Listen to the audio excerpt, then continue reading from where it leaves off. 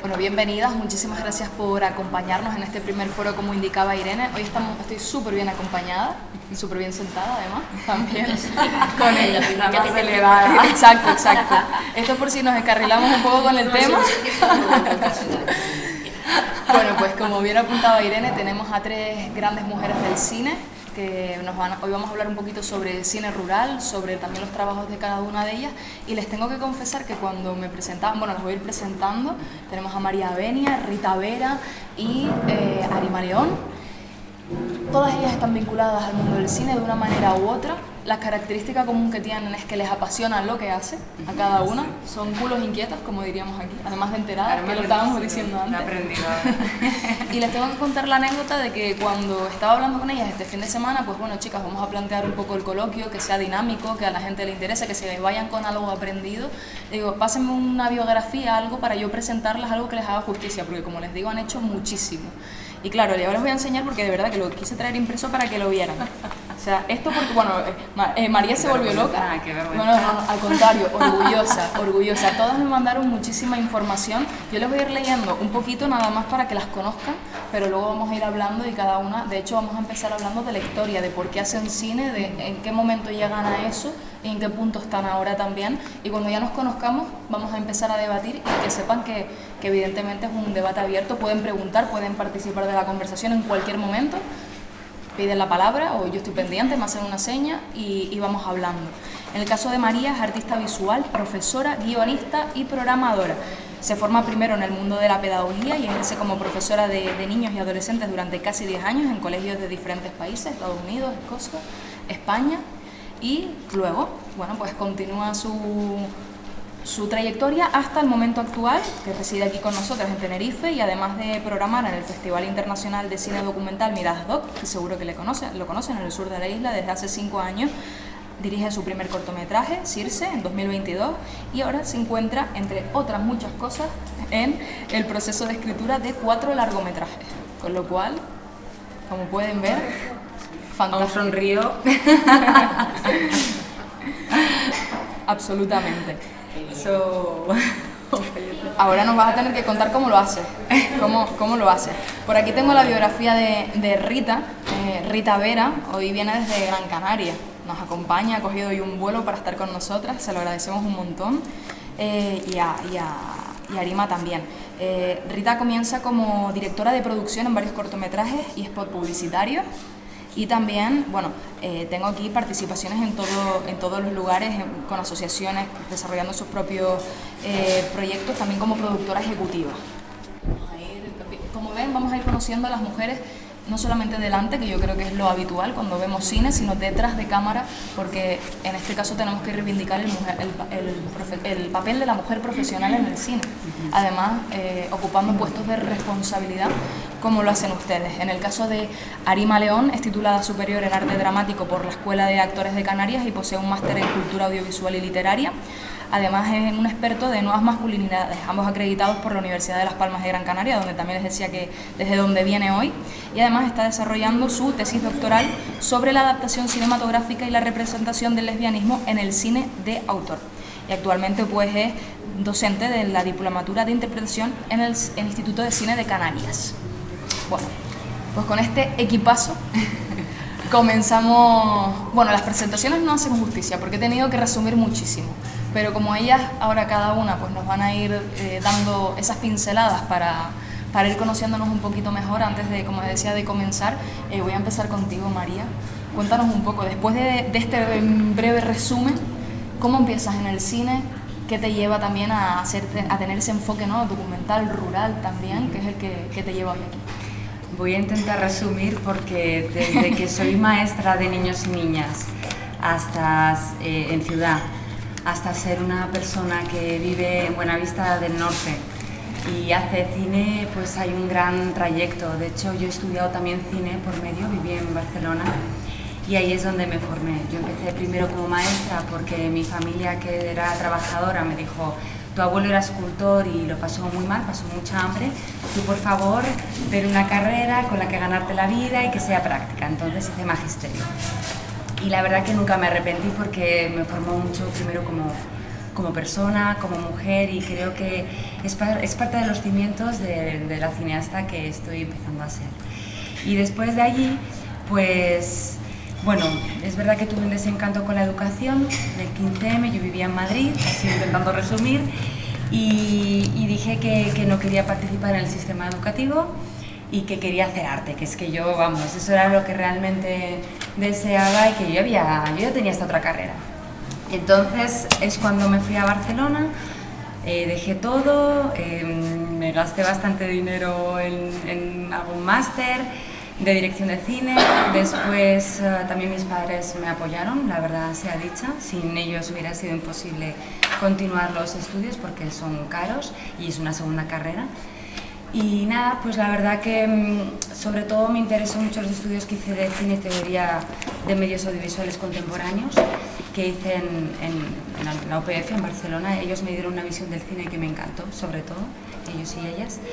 Y ya pues empecé a conectar con el circuito. Es verdad que yo se lo estaba comentando antes a Arima, cuando yo llego a Canarias, yo ya estaba con algún privilegio, en el sentido de que en Barcelona tuve la suerte de contactar con gente del sector ya reconocida. De hecho, una de estas personas pues, fue mi pareja 8 años, yo les voy a ser franca.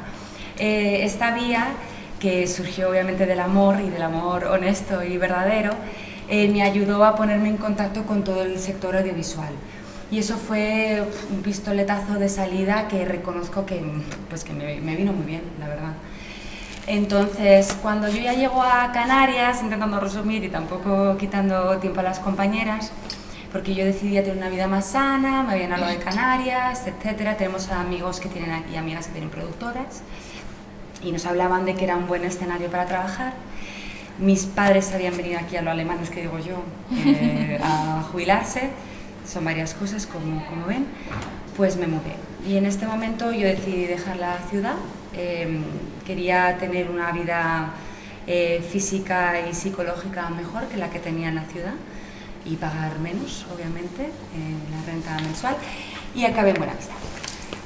Todo esto, hago un corto que es Circe, que la verdad que ha sido acogido con mucho cariño aquí en Canarias. Es una primera pieza, es un primer cuadro, y ahora lo miro con mucha ternura, a ver, creo que ha quedado una pieza digna. Bueno, eso ya lo valorarán ustedes. Creo que es una pieza bonita, pero es una primera pieza, y a partir de ahí pues he hecho otro corto que también se está moviendo ahora. Me voy el sábado al Festival de Cine de Gijón, que es un festival bastante importante aquí en España y que yo les admiro mucho por la programación que tienen. O sea, estoy muy feliz. Y estoy con 2 largometrajes míos en realidad y más cosas en dirección y 4 en escritura.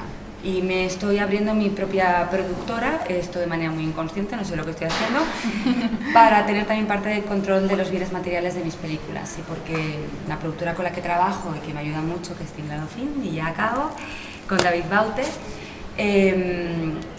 claro, él también tiene otros proyectos, a mí me ha presentado pelis, pero hay más gente, ¿no? Y pues por eso estoy lanzándome yo a la aventura de la producción. Voy a tener que llamar muchas veces a Rita, no sé si para llorar, pero por lo menos para que me aconsejen. Y para llorar juntas también. De hecho es curioso porque al final el cine es un trabajo en equipo, sin duda, ¿no? Es absolutamente necesario, incluso cuando te dedicas a la producción, que hay una dirección de producción, una dirección ejecutiva, pero sin duda es un trabajo de muchas personas, de muchos corazones, me gusta decir a mí, ¿no? Quizás poéticamente, que trabajan no por amor al arte, que hay que reivindicar también pagar bien en el cine, pero sí que es cierto que como digo, pues es una oportunidad también de trabajo en equipo. Y en el caso de la producción, Rita, me gustaría que también nos fueran contando, porque ahora iremos hablando de lo que significa dirigir, de lo que significa escribir, pero la producción a mí me parece una tarea tan complicada y tan bonita también. Explícanos un poquito, pues, qué te lleva a esto, y también, pues, vamos a divulgar un poquito qué significa la dirección de producción como tal. Vale. Yo realmente empecé como técnico de sonido. De hecho, mi primera experiencia en el audiovisual, en el cine, fue uno de los últimos cortometrajes que se rodó en 35 milímetros y que el sonido se registró con sonido analógico, lo que era una cinta de bobina abierta. Que es la parte más romántica del cine, el poder trabajar con los materiales analógicos. Hombre, a ver, Efectivamente, hoy en día el hecho de que tengamos sistemas analógicos hace que, por un lado, no quiere decir que sea más barato el producto final, no lo es, los equipos son caros, pero sí que por lo menos en tarjetas de memoria ahorramos en comparación a la cantidad de metros y metros de película que podríamos estar rodando, esperando que se revelara para saber si efectivamente es factible o no el material que hayamos rodado. Entonces, en eso sí que tenemos un ahorro y también es un poco más ecológico, por así decirlo. Entonces, yo vengo de ese mundo, realmente del mundo del sonido. Fue casual para mí pasarme al mundo de la producción. Fue unos carnavales, estaba de auxiliar de media móvil y fue una persona que me dijo que por qué no me pasaba la producción y empecé haciendo cosas chiquititas. Y dentro de esas cosas pequeñitas, pues empecé con algún spot publicitario, con pequeñas productoras conocidas, productoras amigas. También en aquella época estaba en una asociación de cine, Vértigo, que allí en Gran Canaria pues hace una gran labor de difusión de lo que es el audiovisual. Semanalmente hacen lo que son coloquios, proyección y coloquios para todo el público que quiera ir de forma gratuita, y es una labor que se hace desde el colectivo desde hace muchísimos años. En su momento, cuando llegamos a un grado de madurez, pues nos vimos, aunque ya no estoy, siempre me sentiré como miembro de Vértigo, pues cuando pensamos que llegamos a cierta madurez como colectivo, se creó lo que es la muestra de cine iberoamericano y Vértigo. Ahí tuve yo la posibilidad de un poco también expandirme y me dediqué a hacer el concurso de guiones de cortometrajes de Vértigo. Esa parte hoy en día sigue existiendo, pero bueno, como los colectivos, las asociaciones dependen mucho de la aportación financiera que les dan las instituciones, pues hubo una pequeña disminución y ya no se hace el proyecto corto en sí, lo que es el cortometraje, pero en aquella época nos encargábamos de facilitar a todo el mundo que se apuntaba a la parte del proyecto corto el poder participar, tener una función, la posibilidad de tener un rodaje. Invitábamos a un cineasta o una cineasta de los que vinieran a proyectar sus películas, a presentar y a debatir, y durante una semana teníamos equipo amateur la posibilidad de poder estar rodando pues con personas como Rodrigo Bello, personas como Cari Fukunaga, yo creo que personas con una relevancia dentro del mundo de la dirección a nivel internacional que realmente demuestra que es factible poder hacer cosas que dejan muy bien a la gente, con un poquito, y sobre todo pues, como se hace aquí en la Pinanchera, con la labor de todas las personas que nos forman. Ya luego seguí con la producción ya a nivel un poco profesional, haciendo lo que son dos primeros documentales, casualmente también con mi segunda pareja, que venía también del audiovisual, y hasta la fecha, que actualmente soy productora ejecutiva de Harina en alguno de sus proyectos. Soy muy fan también de lo que hacen las compañeras, hablando antes de que somos tres mujeres. La verdad es que soy muy fan de lo que hacen las compañeras hoy en día en el sector audiovisual en Canarias. Cada vez tenemos más mujeres que se dedican al audiovisual, dirigiendo, que eso es importante. Hace 10 años el panorama de la mujer en el audiovisual aquí en Canarias era totalmente diferente, teníamos poca presencia, y creo que bueno, mujeres como nosotros tienen que existir para apoyar proyectos como los que tiene Garima y María Antonia.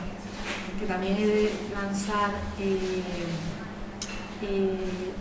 al público que en el audiovisual sobre todo en Canarias, la mujer creadora tiene un poco un curso por parte de las productoras y terminan formando lo que son sus propias productoras para poder hacer realidad sus proyectos, para poder afrontar el poderse conseguir esa financiación y bueno, creo que se está consiguiendo, que es importante y al final las directoras tienen que profesionalizarse aquí también en el mundo de la producción, porque es la vía de poder sacar sus proyectos adelante y poder también tener el control de sus proyectos, que bueno, algo positivo tenía que tener, que tener también adquirir este riesgo y luego el rodearse de personas que ayudamos y apoyamos en esos proyectos.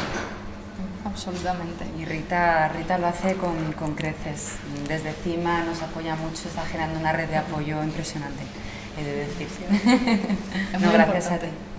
Dentro de esos proyectos vamos a ir entrando también y vamos a ver cómo se está configurando también el nuevo panorama. Vamos a ir entrando en ello. Y en ese cambio de narrativa, pues, te toca. Yo les pido perdón a esta zona de aquí, que estoy con el cuello fatal. Y Arima, no, ¿te quieres poner aquí? ¿Sí? No. Si a ustedes no les importa. Genial. Chicas, Pues, si pueden hablar un pelín más alto, porque aquí atrás no se oye. vale, genial. Vamos a proyectar la voz. Así que tal, el volumen. Vale. Ahí, perfecto. Ese es el tono. Pues yo realmente estudié arte dramático porque en Gran Canaria era el único tipo de arte que podía estudiar y que me podía permitir en medio de la crisis de 2008-2011. Era lo único que podía hacer en Gran Canaria, así que empecé a estudiar ahí porque además tenía una línea educativa bastante amplia y, como decíamos, yo soy una enterada, así que todo me interesa y todo me gusta y creo que todo aporta. En medio de ese proceso educativo empecé a descubrir un montón de pedagogías y de metodologías creativas muy diferentes.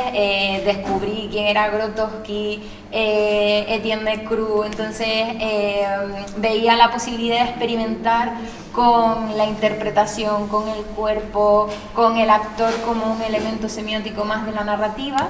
Y como no había nadie que experimentase conmigo como actriz, pues empecé yo misma a coger mi Nikon 3100 y empecé a grabar pequeñas piezas que realmente estaban sostenidas por medio de dinámicas interpretativas que luego yo le iba dando sentido en el montaje.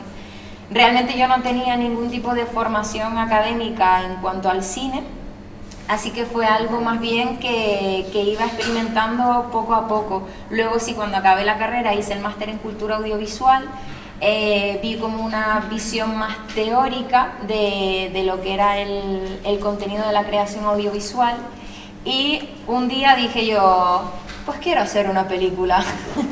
Pero ¿cuál es el problema? Que siendo mujer joven, de clase obrera, pues me di cuenta de que el cine seguía siendo un arte burgués, seguía siendo un arte para poca gente y lo que dije fue, pues lo hago yo. Estuve primero 3 años dando bandazos porque no sabía realmente cómo se movían los proyectos, no sabía cómo hacer un dossier, no tenía ni idea de las cosas prácticas que fui aprendiendo poco a poco. Así que hace 3 años decidí constituirme como productora y poner en Google cómo se hace un plan de financiación, cómo se presenta a una tele una película. Y así, aprendiendo poco a poco y dándome castañetazos contra la pared, porque ya yo siempre digo que yo soy Harry Potter, porque tengo aquí una cicatriz en la frente de todos los tortazos que me he ido dando en el proceso. Así que poco a poco pues fui aprendiendo y ahora mismo tengo una productora que lo que buscamos sobre todo con la Magua son proyectos que trabajen la diversidad tanto de identidades sexuales como a nivel social y también a nivel creativo. Y esa es mi historia, Patricia. Bueno, yo creo que han hecho un gran resumen, un excelente resumen. De hecho, yo les estaba diciendo antes que me gustaría que fuéramos profundizando un poco sobre algo que tienen en común, ¿no? Todas son mujeres, tienen puestos de responsabilidad en el cine que no son los habituales, ¿no? No son esos puestos feminizados de peluquería, maquillaje, vestuario, etcétera. Y me gustaría hablar de la evolución y me permiten que introduzca algo personal, pero es que realmente me encantó cuando desde La Pinochera me propusieron este coloquio, porque en 2019 yo finalizaba el grado en periodismo y hacía mi trabajo final de grado sobre la mujer canaria en el cine. Y entonces hacía entrevistas a diferentes mujeres que trabajaban precisamente detrás de cámara. Pero es que además de eso, no solamente de escuchar los testimonios de estas mujeres y ver cómo trabajaban en diferentes puntos del país y además tenían cosas en común por una cuestión de género, intentaba ver si la población canaria, que me encanta que hoy haya pues tanta gente, porque les preguntaba, hice una encuesta a unas 300 personas y les preguntaba si sabían el nombre de una directora canaria, de una guionista, de una directora de producción, de una compositora, y absolutamente nadie me supo decir. De hecho, los que me decían eran actrices o incluso personas que no eran de Canarias, pero que habían visto en producciones canarias y por lo tanto pues eran nombres recurrentes, ¿no? O incluso personajes no, presentadoras de programas de televisión que no tienen nada que ver con cine, pero que, oye, pues tienen un peso en el imaginario sociocultural, ¿no? de las personas. Entonces realmente me parecía curioso por esto que decía Rita, ¿no? Que al final el panorama de la mujer canaria en el cine ha ido evolucionando a lo largo de la última década, pero es que de 2019, que es cuando yo hago esta investigación, ahora me sorprende porque han abierto muchísimas más productoras y yo por lo menos palpo un ambiente mucho más sororo. Y de eso me gustaría que habláramos quizás un poco de experiencia, de cómo te introduces incluso tú, que vienes de fuera, ¿no? Que tienes que hacerte ese paso, al final eres la de fuera, ¿no? Que está intentando hacer ese paso, la peninsular que trabaja. Luego, en tu caso Rita, pues años de experiencia donde creo que te has tenido que elaborar un camino, y luego también Arima, pues abriéndose ya ese camino, yo creo que en un panorama que empieza a cambiar, pero que también tiene unas trabas quizás más contemporáneas, ¿no? Mujer joven, sí, etcétera. Entonces, creo que tenemos que hablar. Ha sido complicado el camino también por esta idea del desconocimiento, ¿no? De no saber cómo funciona realmente, porque la industria del cine es un sector bastante encriptado a la hora de poder acceder a la información, a cómo se mueven los proyectos, qué tipo de dinámicas de trabajo hay que seguir. También es cierto que creo que CIMA, la Asociación de Mujeres Cineastas, ha hecho una labor súper potente a nivel gubernamental con la obligatoriedad de las tasas de discriminación positiva, porque hoy en día fuerzan a las productoras a, si quieres conseguir tus 9 puntos de igualdad, que son los que hay en el gobierno de Canarias, pues sí o sí tienes que tener puestos de relevancia que estén trabajando mujeres. Ya no es solo peluquería y vestuario, ahora tiene que ser pues una directora de producción, una jefa de montaje, banda sonora, guionistas, productoras ejecutivas, directoras, o sea, tienen que ser puestos de relevancia, y esa obligatoriedad que en un principio se quejaban muchísimo las productoras, por lo general hombres, que decían, es que no hay mujeres, es que no lo hacen mejor que mi equipo. Entonces, al principio se quejaban, pero como han tenido que pasar por el aro, eso se ha proyectado de una manera muy positiva en la diferencia de, porque CIMA, por ejemplo, cada año que hace una, que esto igual lo puede, que igual Rita lo puede explicar mejor, que es la delegada territorial en Canarias de la asociación, hacen cada año un estudio de números de cuántas mujeres hay en el sector, y Rita ahí seguro que explica mejor. Mira datos. Tengo aquí la chuleta. ¿Vale? Sácala. No, sacamos una chuleta chiquitita porque no quería meterme en muchos números. Pero sí es verdad que nosotros llevamos desde el 2016 haciendo los informes CIMA y tú has pasado por esto de lo que es buscar información. Y hay algo que está claro, que somos el 50 o más del 50% de la población. y que tenemos que hacer lobby. Esto ya es política esta parte. Hay que hacer lobby porque es la única forma de que las cosas se equilibren. No tenemos que conformarnos. Y cuando te vas a sentar, ya sea el Ministerio de Cultura, ya sea la Consejería de Cultura, cuando te vas a sentar con la parte política, si no vas con los números delante, todo lo que podamos decir serán pataletas nuestras, y las pataletas hay que convertirlas en números, en sentarnos y digo, no, tenemos razón. De esa forma, sí es verdad que en el primer informe CIMA, que tenemos números, es desde el 2016, que el peso de la mujer era un 26%, pues oye, a fecha de hoy somos un 37%. Desde que existen la discriminación positiva a la hora de poder competir en ayudas públicas, hemos conseguido rascar un poco. No es suficiente, nosotros ya no es suficiente ser el 37%, probablemente escalaremos y en los 2 próximos años seremos el 40%, pero tenemos que ser el 50-50.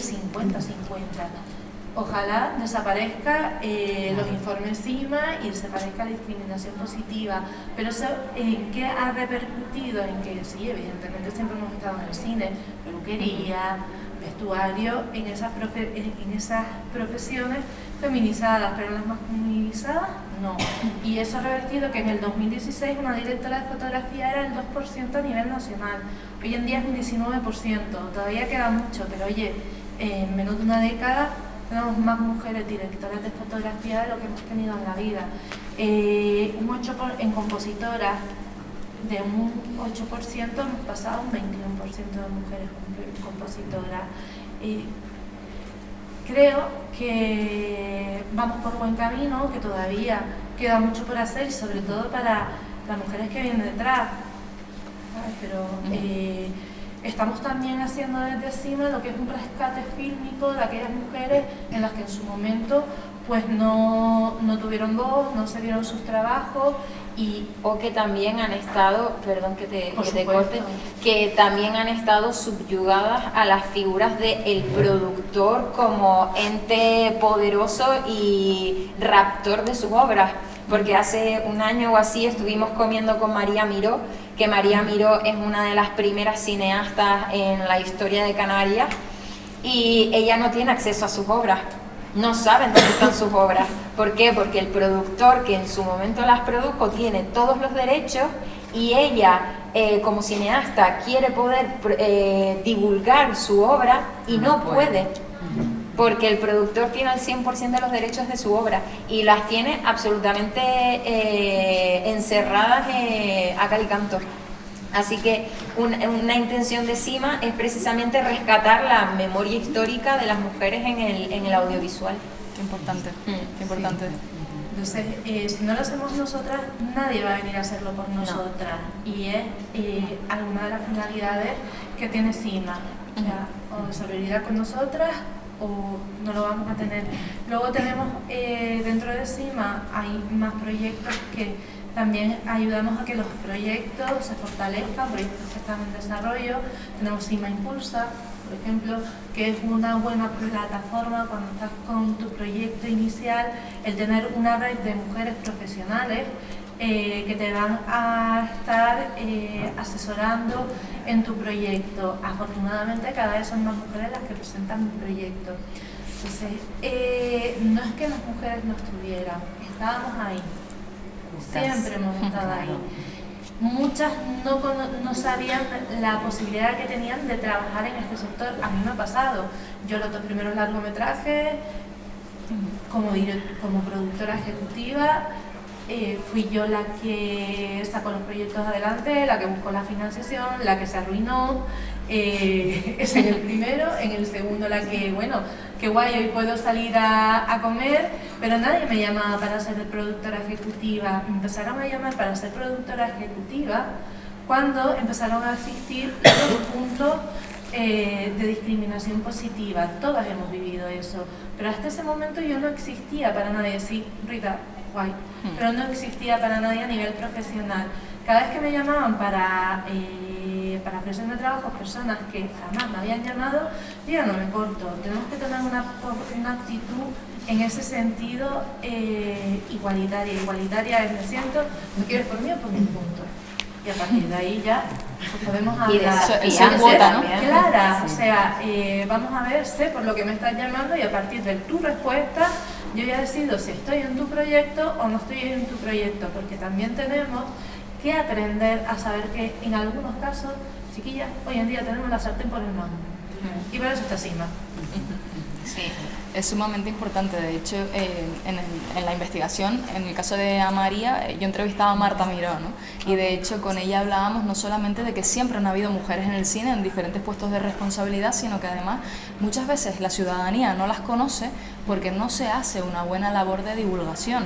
De hecho, cuando Marta Miró ganó el premio Goya, titulaban, era compartido, era con un señor, Con Andrés Santana. y Canarias 7 titulaba por él, siendo la canaria ella y además bueno, pues por un tema territorial, ¿no? Entonces los dos eran canarios. Exacto, pero al final Sí, es el tratamiento el que cogía toda la informativo, atención. el tratamiento informativo del apellido, ¿no? Era Marta y Santa Ana. Entonces creo que al final también hay una responsabilidad social por parte de los medios y por parte de la ciudadanía también, que creo que también foros como este pues permite, oye, pues sí que conozco a una guionista, oye, pues sí que conozco a una productora ejecutiva, conozco a una directora, y eso también está ahí. Y yo he de confesar que a mí me cambió la vida cuando empecé a trabajar con un 80% mujeres en el rodaje, pero muchísimo.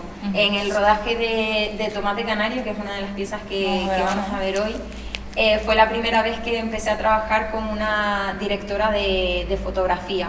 Hasta entonces, antes de yo empezar con la tesis, siempre trabajaba con mi director de fotografía, con el que trabajaba, o sea, conseguíamos resultados con los que yo me sentía muy satisfecha y a nivel de fotografía estaba muy bien. ¿Qué pasa? Que yo me planteaba a partir de la tesis la intención de emancipar la mirada masculina del cuerpo femenino, porque yo trabajo mucho la identidad sexual, la representación de la sexualidad, de los cuerpos y demás. Y claro, yo tenía la necesidad de distanciarme de esa mirada y pensar de qué manera quizás está afectando a mis piezas que el director de fotografía sea un hombre. Al final hubo mucha reticencia porque al final la visión de mi director de fotografía fue: me estás discriminando por ser hombre. Que fue como, bueno, pues si lo piensas, ok, felicidades, pero voy a seguir este camino. Y fue cuando me empecé a dar cuenta del yugo que me estaba quitando. Es decir, una compañera, una de las actrices, Andrea Sogby, que llevamos trabajando juntas desde que estábamos en la escuela, los cortos performativos estos los hacía con ella siempre, les decía hoy en pelotas por no sé dónde, y ella iba y me seguía. Así que desde esa confianza y esa hermandad, recuerdo que en el rodaje de Tomate se me acercó al final y me dijo: tía, qué guay el rodaje. Y yo, ¿por qué? ¿Qué pasó? ¿Qué viste? ¿Qué no viste? Dice, no, es que estaba tan acostumbrada que cuando trabajabas antes siempre con directores de fotografía tenías que estar discutiendo todo el rato y tenías que estar justificando todo el rato qué plano tenías que coger, por qué querías coger ese plano, que ahora que estabas trabajando con una directora de fotografía, todo fluía más rápido. Y yo no había sido consciente de eso hasta el momento en el que ella me lo evidenció, desde su tercer ojo, ¿no? Entonces creo que sí es importante ser conscientes de esa diferencia que existe, porque ya no existe una lucha de egos masculinos, que tú tienes que tener cuidado con la masculinidad frágil, a ver cómo lo dices, de qué manera, no. La importancia de toda la jornada laboral es la pieza per se, no el ego.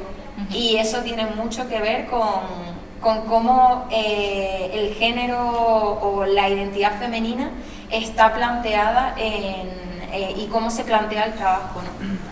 A mí, perdonad porque la verdad que está súper interesante, pero me gustaría aportar algo que ya ha pasado hace un rato y porque tenía ganas como de poner una pequeñita nota diferente, porque estoy bastante de acuerdo con todo lo que se está comentando, obviamente, pero hay una cosa que a mí me despierta por lo menos duda, y es esta idea también de decir, bueno, es que la población ha de saber quién es esta directora, quién es esta guionista, o sea, a ver, Yo ahí discrepo un poquito, en el sentido no de que la población no esté tranquila o sepa de que hay mujeres dentro de ese sector, sino porque hay un hecho de que generalmente las personas que están detrás de cámara y no se ven, quiero decir, como en otros puestos de trabajo cualquiera, las amas de casa en sus hogares, las médicos, es decir, que la gran mayor parte de la población no se lo ve, que eso sería un poco caer en este sistema un pelín perverso de la espectacularización, de que la autora también tenga que tener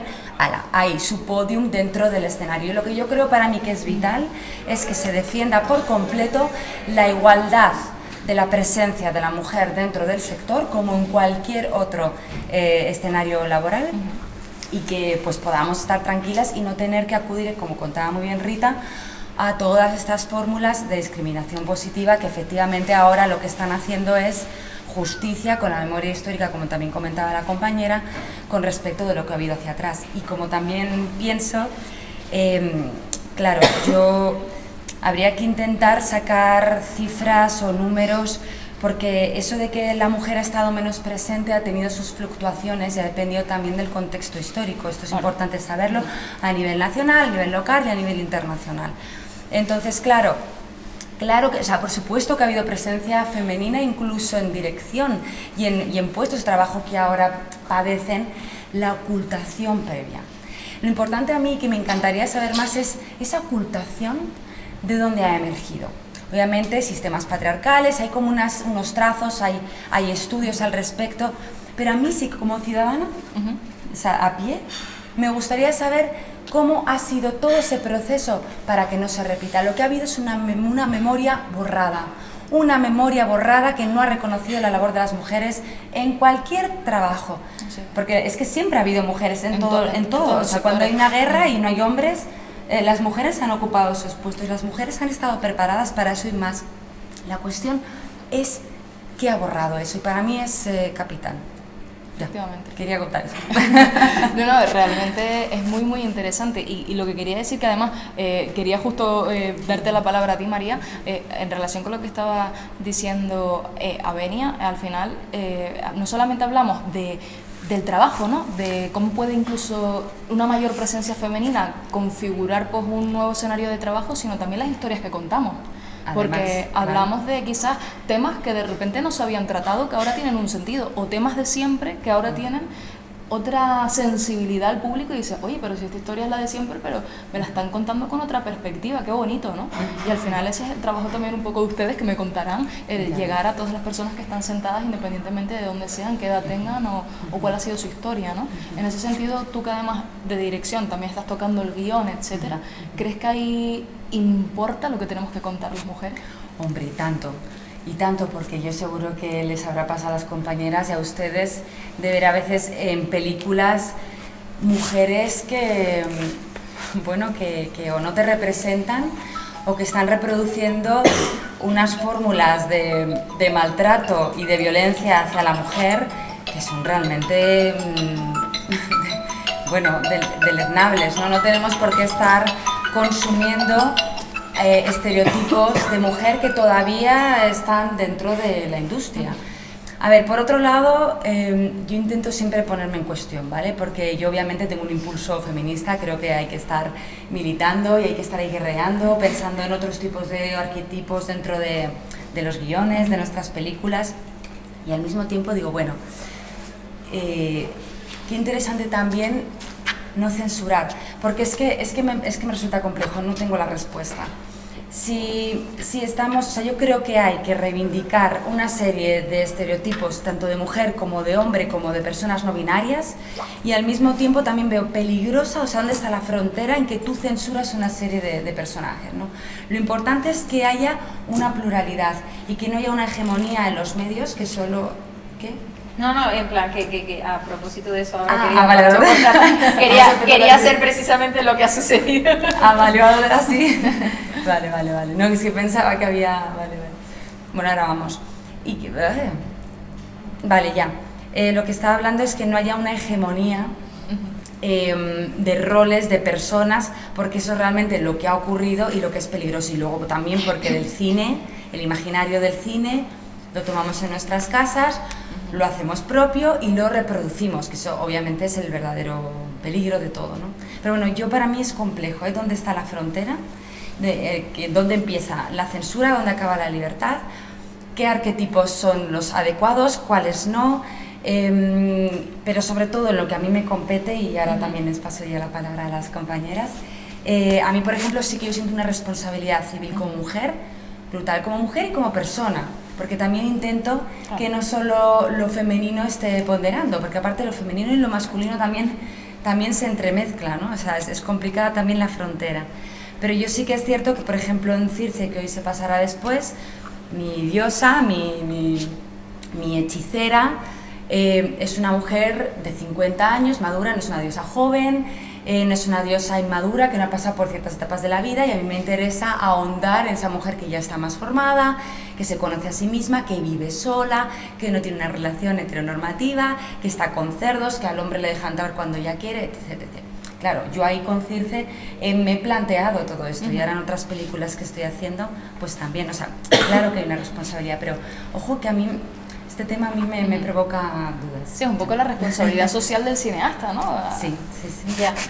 Y la pluralidad. Hombre, eso también es interesante, pero a propósito de lo que María comentaba de tener que censurar ciertos personajes, es complicado. Yo creo que no hay que censurar los personajes, pero sí creo que los personajes hoy en día tienen que responder a las realidades posmodernas. Es decir, ya no me vale que me hagas un chiste de machirulo, que en los 90 podías hacer chistes sobre matar a tu mujer y no pasaba nada. Ahora sí que pasa. ¿Que puedes seguir poniendo a un hombre haciendo un chiste sobre que mata a su mujer? Sí, pero ¿bajo qué contexto y con qué ojo crítico lo estás poniendo dentro de la pieza audiovisual? Entonces creo que los límites están en el ojo crítico y en la transformación de esos estereotipos que hoy en día no nos entran desde una perspectiva blanda o simple. O sea, ya reivindicamos nuestro derecho a poder decir hasta aquí. O sea, hasta aquí aguanto una broma, hasta aquí aguanto que me sexualices o que me objetivices, ¿no? Así que creo que es eso, que no hay que censurar, sino simplemente transformar, porque estamos en otro tiempo. Y en cuanto a la responsabilidad de la persona que esté creando, estoy absolutamente de acuerdo en que todas tenemos que pensar en qué hacemos y cómo lo hacemos, y estar comprometidas con también nuestros ideales y nuestra forma de ver el mundo. Ahora bien, eso tampoco puede validar el discurso de la responsabilidad a terceros, la responsabilidad civil, ¿no? Como el seguro que tiene que tener todas las empresas, ¿no? Cuando alguien ve una película de Marvel, es consciente de que no sabe volar. Entonces, no podemos responsabilizar a las personas creadoras de todo el contenido que sucede. Puede pasar con la violencia extrema, con la manera de tratar a los personajes en una relación de violencia sexual, de violencia doméstica, de violencia, ¿cómo se dice? Se me acaba de ir el término. De relaciones de mismo género. Intragénero, salía, de violencia intragénero, puede ser violencia en instituciones, violencia, estoy hablando de mucha violencia, yo estoy violenta yo hoy, pero bueno, la violencia es parte de la vida también. Claro, me refiero de cualquier cosa, incluso hasta de cómo se representa un bautizo o una comunión. Yo recuerdo que, no sé si conocen la película de David Pantaleón, la de Rendir los machos, Rendir los machos, perdón. Pues Rendir los machos, yo llevaba un montón de tiempo, de hecho como un año, desarrollando mi segundo largometraje, que es Tomate, que iba sobre los tomateros en el sureste de Gran Canaria, que es de lo que va también Tomate Canario, pero lo he hecho como un desarrollo más de largometraje. Pues yo estaba obsesionada, mientras estaba desarrollando esta película, jolín, no tengo ni un solo referente de cómo se hace una comunión y un bautizo en Canarias, con el organillo, la decoración cutre, la vieja diciéndote, mi niña, tú ya eres señorita. Ese tipo de cosas que yo decía, jolín, no lo tengo. O sea, no hay, quiero hacerlo y me gustaría explicarle a un peninsular que es quien va a leer mi dossier cuando yo se lo presente a una productora potente a nivel nacional, no va a saber a qué me refiero con ese tipo de cosas. Pues cuando vi la película de David Pantaleón, tiene una escena donde hay una comunión, y a pesar de que distaba de lo que yo pretendía con mi película, al menos ya tenía un referente, y me acuerdo que se lo dije en plan de, tío, gracias porque por fin puedo explicar cómo es una comunión en Canarias, ¿sabes? Que eso de fuera no van a saber qué es, y por eso es tan importante los referentes, y por eso es tan importante ser fiel a nuestra identidad también, y retomando un poco la idea del cine y la ruralidad, creo que tiene mucho que ver con Canarias, porque querámoslo o no, el gran porcentaje de Canarias, aunque haya migrado en algún momento nuestras familias hacia las ciudades, es el campo. La conexión con el campo es absolutamente transversal en nuestra forma de entender el mundo, en nuestra forma de entender nuestra identidad. Y es súper importante que tengamos a nivel creativo ¿cómo se dice? Un compromiso para con esta identidad. Pero también es cierto que a su vez tampoco, si yo de repente ahora no quiero hacer nada canario, lo hablaba con un compañero que ha trabajado en 2 cortos que he hecho. Uno es Tomate Canario y el otro hizo una docuficción sobre la pornografía y un proceso que yo estuve, o sea, en 2018 intenté hacer mi primera película porno y no pude. Entonces, pues el documental va un poco sobre esto y una reflexión sobre la pornografía, que nada tiene que ver con Canarias. O sea, no tiene nada que ver, solo que todo empezó porque un profesor me dijo que en Gran Canaria la primera película que se había proyectado en su historia había sido una porno en el gabinete literario. O sea, eso es lo único que tiene que ver con Canarias. Y este técnico me decía, pues Arima, la verdad a mí me gustó más Tomate Canario porque al final hablábamos más de nuestra identidad y de nuestro acervo, de cuál es nuestro contexto, ¿no? Y a mí me traspasaba mucho más.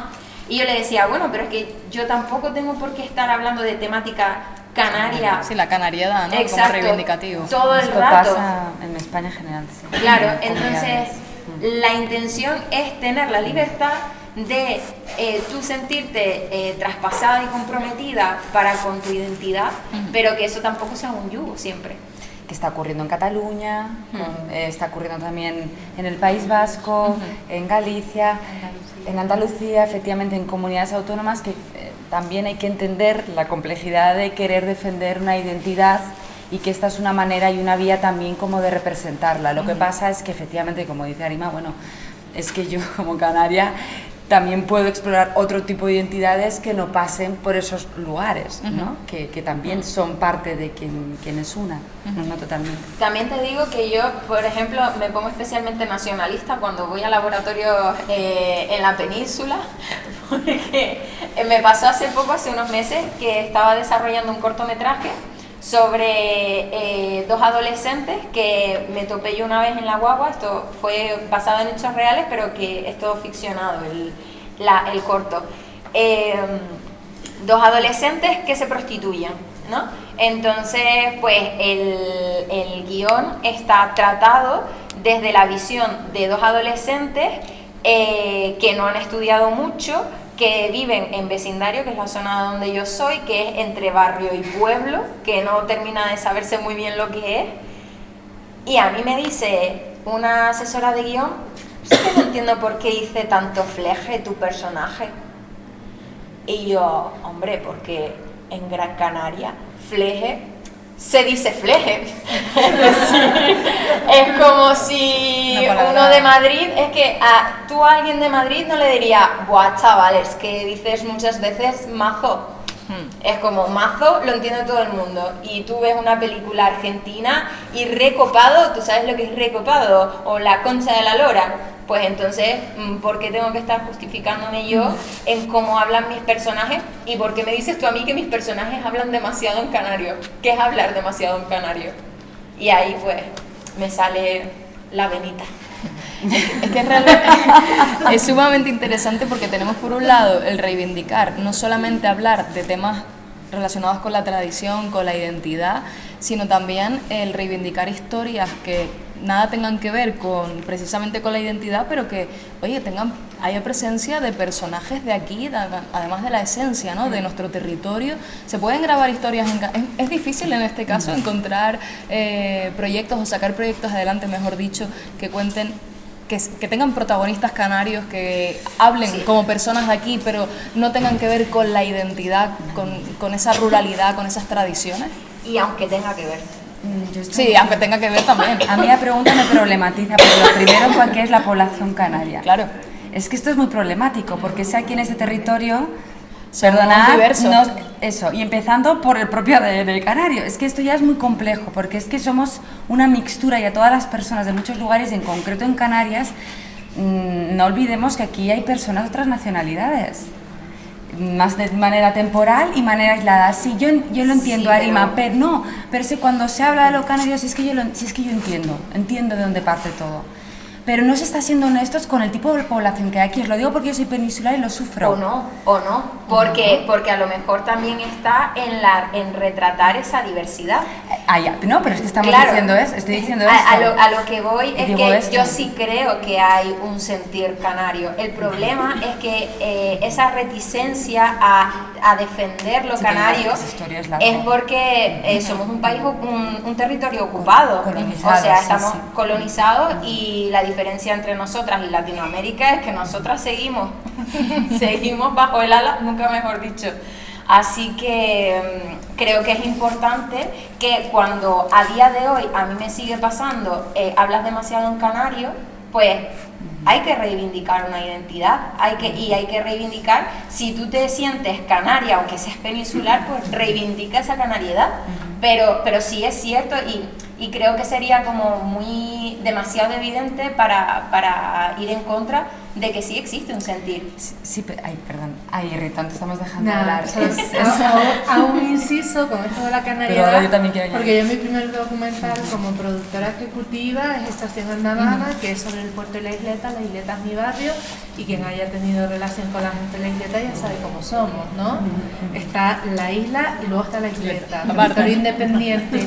Y yo, me sentaba con Televisión Española, que me acuerdo, a mí me dio mucha suerte mirar a TOC, ahí conseguí la venta de Televisión Canaria, pero cuando sentaba con el de Televisión Española decía, es que es muy localista. Bueno, el protagonista era un japonés, un ruso, un gallego, la única canaria era Pino. Y te dijeron... Que era muy localista, ¿sabes? Y digo, bueno, yo tenía... en 80 y pico minutos tenía las Naciones Unidas, por así decirlo, ¿no? O sea, porque mi barrio es así, o sea, mi barrio es un japonés, un chino, bueno, los rusos están más por otro lado. Entonces yo no lo entendía porque para mí era, ostras, es que estamos hablando del canal de Suez, pero era muy localista, ¿no? Entonces, también la visión del de fuera, al final vamos a tener que defender nuestros proyectos porque los miran de forma diferente. Me da esa sensación a la hora de proteger, porque hay muchas Canarias dentro de Canarias. Porque yo vengo de la isleta, un sitio donde más personas de distintas naciones pueden convivir, o migrantes de fuera y de dentro, porque también hay mucha migración de las islas en tan poco espacio de superficie. Eso por un lado. También estamos en una zona donde más apátridas hay en España también. O sea, tenemos muchas Canarias, pero no nos olvidemos que también mi barrio viene de gente de los campos del interior de la isla, de Fontanales, de Tejeda, hay mucha gente de Lanzarote, de Fuerteventura, y eso también es Canarias. Canarias es muchas cosas. O sea, al final yo lo que creo es que cuando defiendes tus proyectos fuera, no entienden, tan La simple y tan complejo porque Sí. hay muchas Canarias. Ellos ven un Total. único territorio y no, dentro de un único territorio tenemos... Es diverso. Es que aquí cambian de municipio y ya es otro mundo. Que no es lo Claro, mismo. claro. Falta mucho por contar, ¿no? Desde el punto de vista... Que es lo bonito de las islas, es que tú cambias de municipio y ya estás, caminas 10 metros y hay otro acento. Sí, Todo sí. bonito. Estás en el Hierro y no te digo, como te pegas un año entero en el Hierro, estás del Pinar, estás, ¿sabes? Y es lo bonito y lo rico de Canarias. Y las palabras. Sí, no, de hecho estamos de acuerdo que es justamente lo que yo hablaba de la diversidad.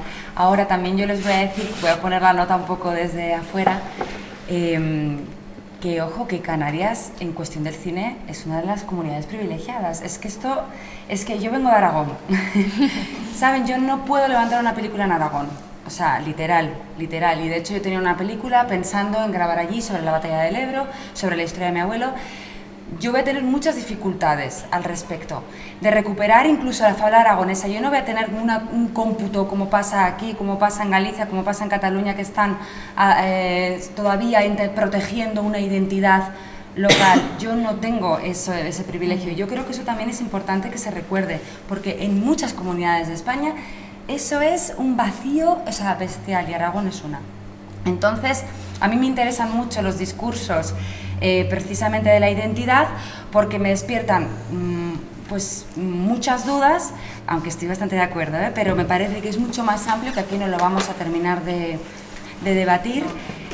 Imposible, ya nos gustaría, de hecho nosotros lidiamos con estas cuestiones, pero que bueno, que Arima tenga la posibilidad de hacer su película de porno sin tener que perder cómputo por la cuestión identitaria canaria, que parece que solo sea un punto y nada más, y que bueno, y que tengamos también la oportunidad al resto de retratar diversidades múltiples y diferentes, y que eso desde la cultura se apoya, desde las instituciones en general. De hecho, bueno, perdona. No, en si plan, quieres iba a decir, decir. pues sigue los proyectos de Paula Ortiz, porque todos están siempre Sí, subvencionados pero Paula por- Ortiz es una excepción. Ya, lo sé. Y no hay fabla, o sea, me refería más a estas cuestiones de identidad. La fabla aragonesa ha sido, sí que ha sido un borrado de memoria, heredado de una época de Franco y de transición bestial, y que la ha padecido más que otras comunidades, pero es que es un caso en concreto. Y por cierto, la primera película que hizo Paula Ortiz, a quien metió a Maribel Verdú, punto. Ya está. Y esa es la industria en España. Entonces, si María Aravenia, que vive en Buenavista del Norte, se planta en Aragón, pues no va a tener la misma acogida, aparte que llevo ya pues 18 años fuera. Y probablemente a mí no me interese meter a Maribel Verdú, cojo que no estoy cerrada. Maribel, escuchándome. Pues no sé si me sale un personaje para Maribel. Pero bueno, pues por ahora no. Entonces yo también quiero tener esa oportunidad, aparte que yo no vengo tampoco de mi burguesía, y pues quiero tener también la posibilidad de hacer cine con una economía diferente a los que siempre han hecho cine. Sí, yo estoy totalmente Y de acuerdo en la conciencia del privilegio que estamos viviendo en Canarias, ya no solamente a nivel nacional, sino a nivel internacional. Yo este último año he estado muy conectada con laboratorios internacionales. En el último que estuve este verano tenía compañeras de Kenia, tenía compañeras de Chile, y nadie de las que estaban allí tenía 30.000 euros como hay en Canarias para tú desarrollar tu primer largometraje. No hay en ninguna otra parte del mundo unas ayudas públicas tan accesibles como lo están siendo ahora las ayudas como es en Canarias. Y esto es un privilegio que se extiende también en el territorio nacional, que cuando digo una cosa también digo la otra, y hay que ser conscientes de la suerte que tenemos, y todo esto ha sido gracias también al lobby. Yo soy una afortunada porque yo siento que vengo en el momento exacto donde ya estaban instauradas unas subvenciones que tienen una continuidad. Antes de eso, y Rita aquí ya les hablará con mucha más, sí, porque ella sí que ha estado batallando con el lobby del audiovisual canario para que estas ayudas sí tengan las características que tienen hoy en día, y yo soy una privilegiada en ese sentido porque ya están y ya puedo hacer uso de ellas. Pero cuando Rita empezó no estaban, y ahora Rita. da pa'l pelo, Rita. No, yo voy a ser breve, pero me parece más interesante la parte creativa, pero sí es verdad, y aquí hay que decir que somos unos privilegiados y unas privilegiadas hoy en día dentro del audiovisual, pero también porque el sector se lo ha tenido que currar. Existe el asociacionismo y eso es importante, o sea, yo no sé ya en cuántas asociaciones estoy metida, ahora estoy en una de mujeres de la música y solamente soy representante de una banda, pero digo, pues me voy a meter también porque nosotras vamos como en el audiovisual, vamos, si nosotros estamos desde el 2016 con el informe CIMA para hablar de la realidad y los números para tú sentarte y reivindicar y pedir, y porque dentro de esos números está también la situación económica, la laboral y lo que nos pasa todo. En el audiovisual llevan 2 años, en la música llevan 2 años con el informe, y es necesario para mejorar la situación de todas las compañeras. Eso por un lado, pero luego ya a nivel general del audiovisual, hombres, mujeres, ellos, todos. Lo que quiero decir es que si no estuviéramos todas las asociaciones del audiovisual unidas, esto no sería posible, porque hemos pasado por grandes baches. O sea, ha habido épocas en las que el dinero se ha dado a dedo. Desde las asociaciones hemos pedido y exigido que cada vez haya más transparencia. No nos queremos aprovechar, queremos que el reparto sea equitativo, justo, que cada vez existan unas convocatorias, unas bases más limpias y más justas para que todos tengamos y todas tengamos las mismas oportunidades para acceder a lo que es dinero público, porque el dinero público es limitado al fin y al cabo para cada convocatoria, y que sea igualitario. Eso por un lado, tanto con el gobierno de Canarias como los cabildos. A día de hoy solamente los cabildos dan ayudas públicas en concurrencia competitiva al audiovisual, que son Gran Canaria y Tenerife. Por Y el de Gran Canaria a veces es un fantasma que no aparece ese año. Es un fantasma. Que somos privilegiadas además en las islas capitalinas en comparación a islas que llamamos menores, no de territorio, pero sí a nivel económico. O sea, que además somos unas privilegiadas las que estamos en estas 2 islas, y eso tiene que cambiar. Entonces es trabajo de las asociaciones el sentarse para mejorarlas, y creo que se está consiguiendo. Es como un tiro en la oreja, y cada vez tenemos, mira, ahora han salido unas ayudas nuevas de coproducción minoritaria, porque hay que favorecer también que vengan las producciones de fuera, porque así crecemos nosotros, no en ese sentido, pero en el sentido de que el audiovisual hace 20 años, o sea, cada vez tenemos más, si vienen producciones de fuera, vendrán empresas de service que crecerán, tendrán más equipos, y gracias a eso nosotros podemos grabar también, aunque nos cueste conseguir las Harry. Yo es que vengo de un fin de semana de rodar y no saben lo que me ha costado. Pues las gente las he tenido que pillar aquí en Tenerife, que las he devuelto hoy al mediodía. Gracias, Pinochera. He venido con una maleta, vine el miércoles a buscar embarco unas lentes para llevármelas a Gran Canaria, porque en Gran Canaria ese juego de lentes estaban todas las empresas de servicio con esas lentes alquiladas, y de venirte a otra isla, que además hacemos, o sea, nos nutrimos entre las islas, por lo menos las empresas de service que han crecido, y podemos crecer nosotras de tener mejor material para grabar. Hay otra parte negativa, queremos que tengamos... No es suficiente dinero para toda la creatividad y todo el equipo técnico que quiere rodar con gente canaria, con creadoras y creadores canarios, con equipo canario. Necesitamos más dinero y también gente de fuera, vamos a ver. Y más facilidades. Más facilidades, porque luego a la hora de justificar...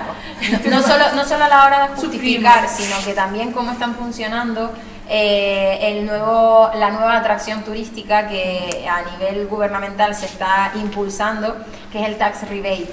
El tax rebate al alemán, al americano, al estadounidense, porque no todos los americanos, o sea, la gente que viene de fuera, darte $500.000 es así, tú te lo gastas y la mitad para la saca.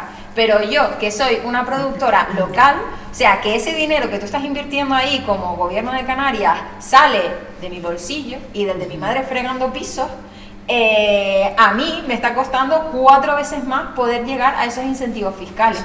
Entonces, creo que ahora el objetivo, cuando ya hemos conseguido una estabilidad y unas ayudas a la producción dignas, pues espérate, que aquí hay más trabajo por hacer. Mejorarlo porque es cuestión de voluntad.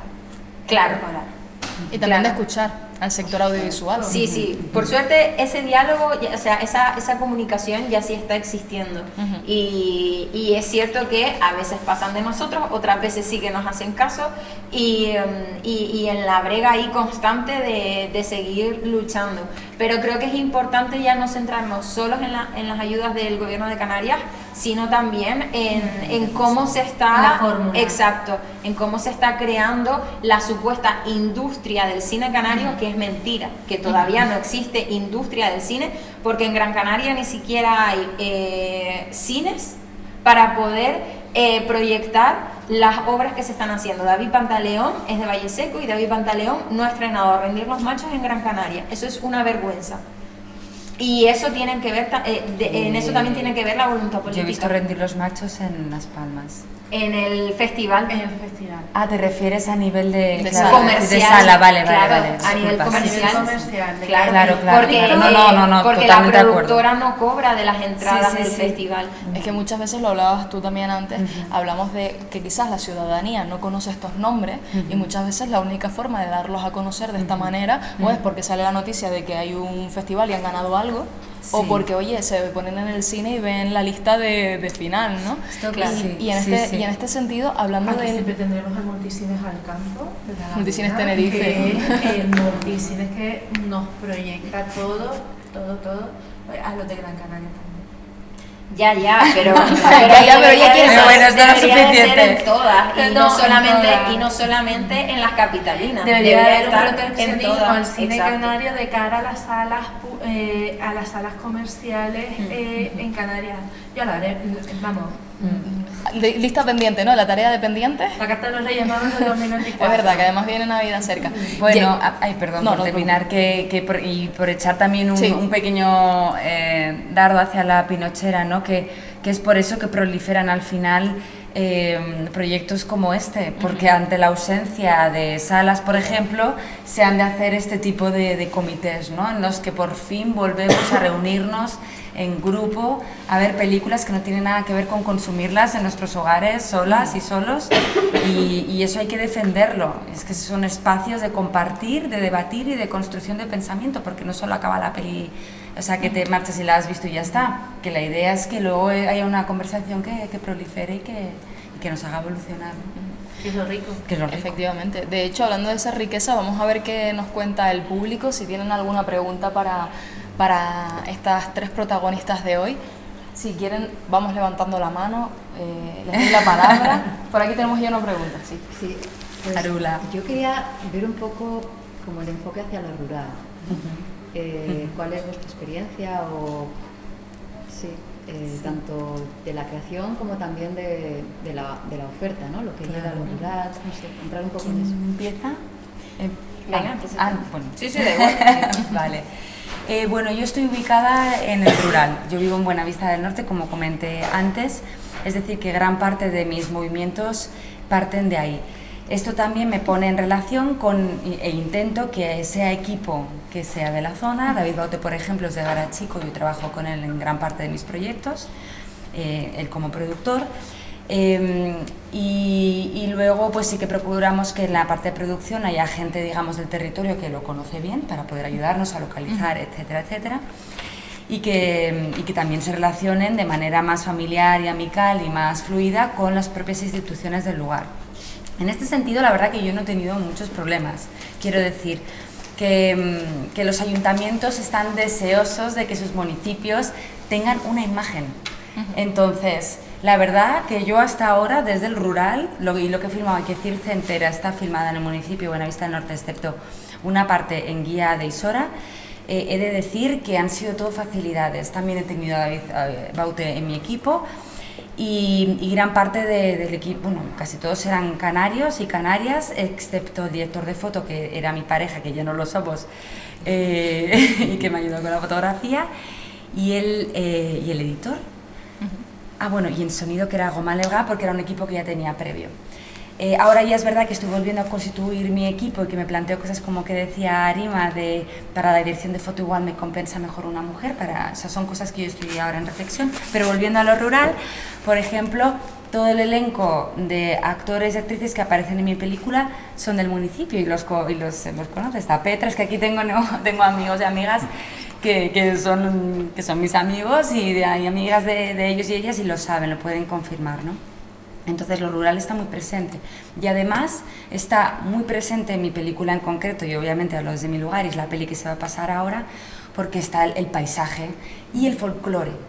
A mí me fascina el folclore canario, me fascina en profundidad y por su sonoridad, sus matices, por su posicionamiento a nivel identitario, aunque ya os digo que para mí esto es muy complejo, y por lo que ejerce a nivel de resistencia con respecto a otro tipo de colonizaciones externas. Ahora, mi osadía fue mezclar ese rural canario, ese folclore, con la mitología griega, que no deja de ser también una de las madres de nuestras culturas, que obviamente, ojo, que el folclore canario bebe de otras culturas más, pero la que yo atraía y aportaba y estaba más, en ese momento me estaba leyendo la Odisea, de hecho, o sea, es que la tenía dentro de mí, era imposible desprenderme de ella, y la convivencia que tenía con todo el pueblo pues me hizo hacer una película que está en el rural, para el rural, por el rural, y que he aprendido mucho además de él, y que creo que lo ha resignificado en algún lugar, y al revés, o sea, es que es infinito, ¿no? Entonces, filmar en el rural hoy en día, con los medios que tenemos, pues la verdad que yo no he tenido ningún problema. La cuestión es que nos interese mirar hacia ahí y que se quite la mirada urbanocentrista, que es bastante hegemónica todavía en el audiovisual, y que se mire desde otro lugar.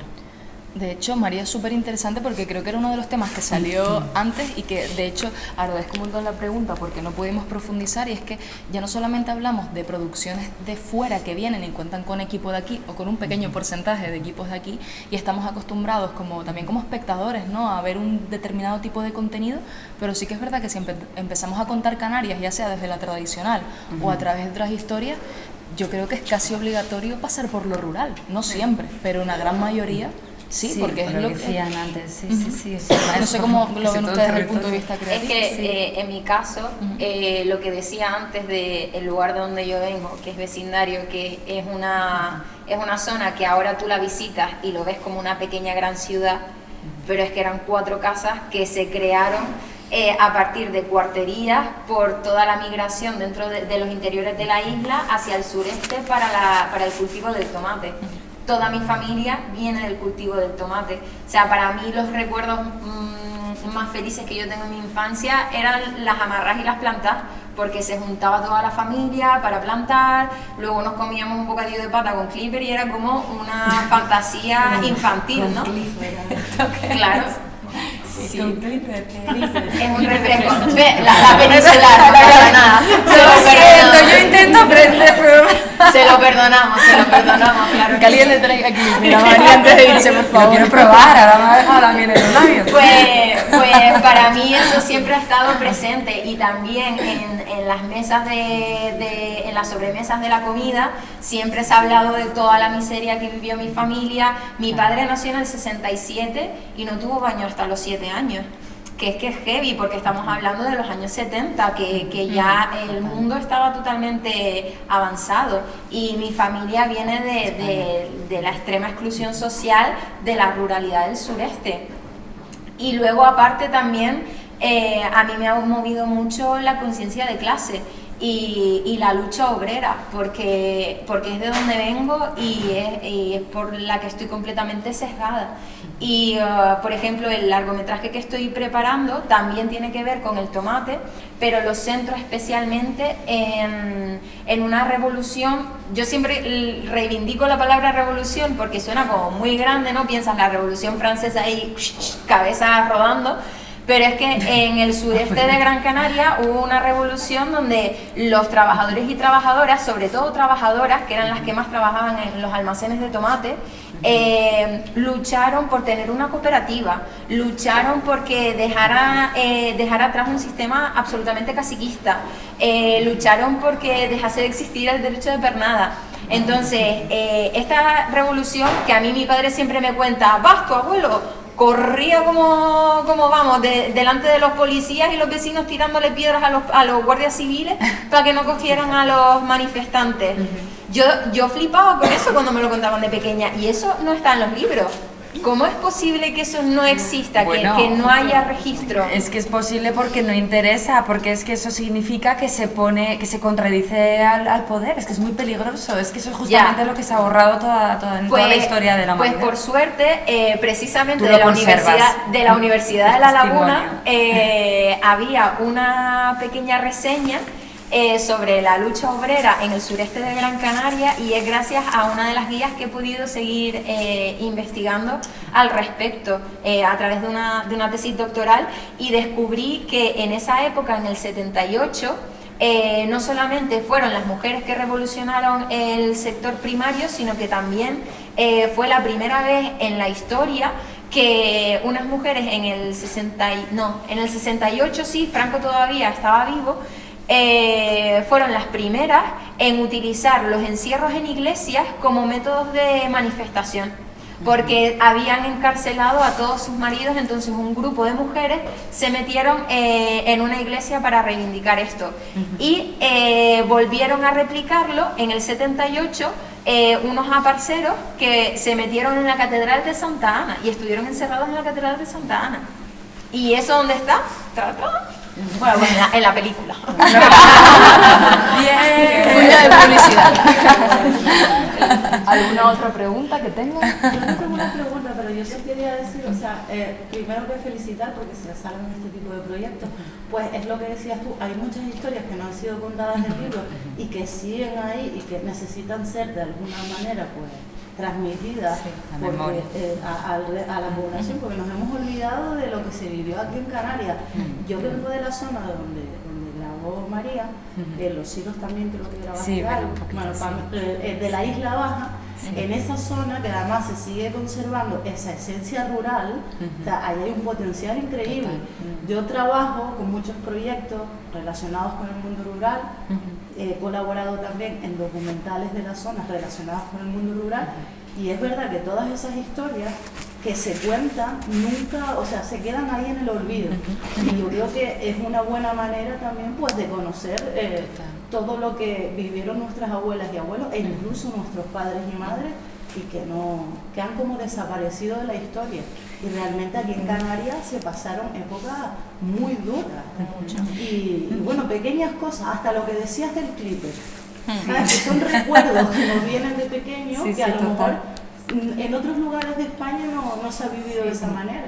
Y a mí, pues, me parece una buena idea lo de expresarlo o ponerlo en imagen, para que el resto de la población también conozca un poco más de la cultura, la historia, sus memorias, su dignidad. Y hay una cosa que a mí me encantaba, no sé si conocen los teleclubs que habían antes, donde la gente se reunía y ahí se proyectaban películas, se debatía, se jugaba al parchís o lo que sea, que es algo que ha desaparecido y que yo creo que es algo que se tendría que volver a...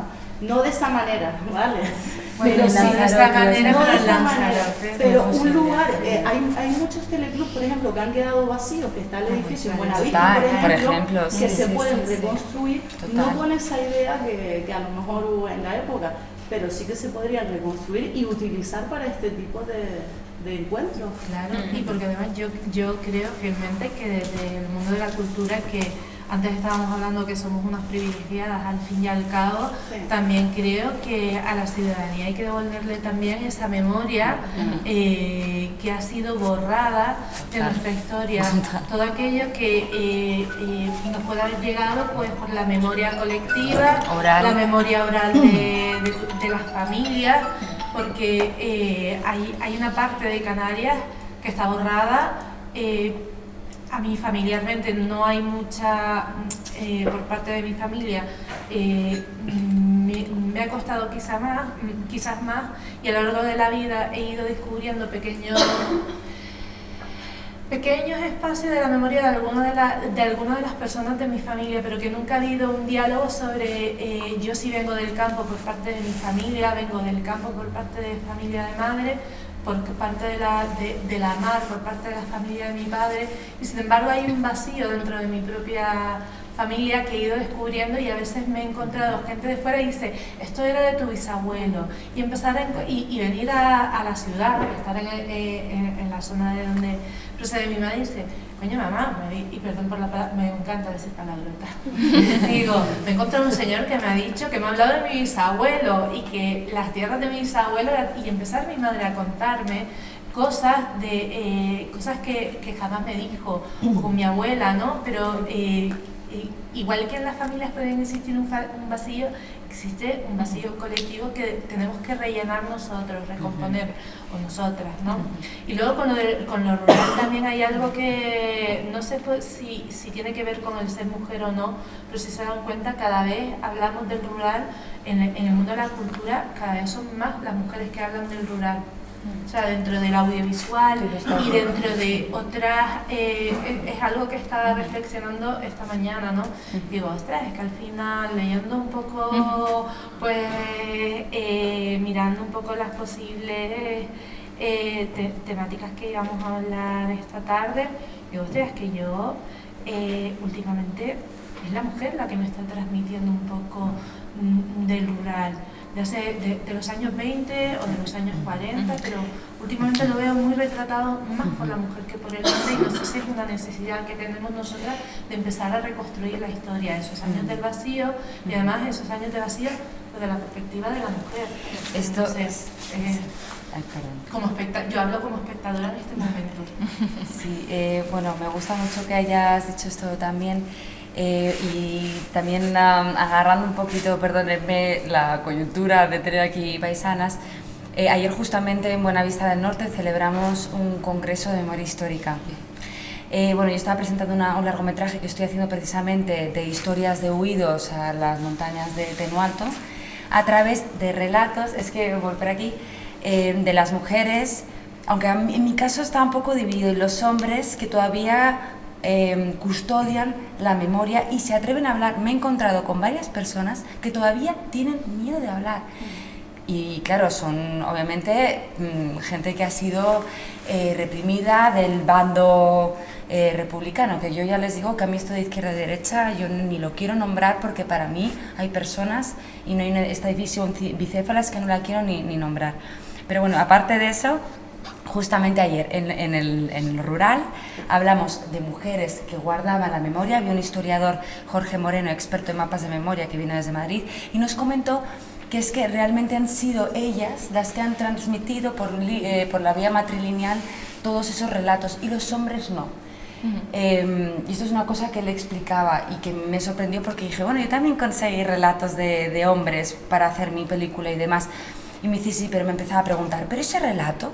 Decía, ¿fue desaparecido el familiar o huido y luego regresó? Yo, pues sí, era un huido que luego regresó. No, tuve justamente a los epicentros más fuertes de dolor. Y son esas mujeres que guardan esa foto, ese objeto de su familiar, y que lo van conservando en las cajitas. Él hablaba sobre todo, que es antropólogo más que historiador, que igual me da si le digo mal el título, da igual, al final es transversal todo. Pero él lo explicaba a través de los objetos. Esas mujeres que van conservando la memoria familiar y que ni siquiera han podido enterrar a sus muertos.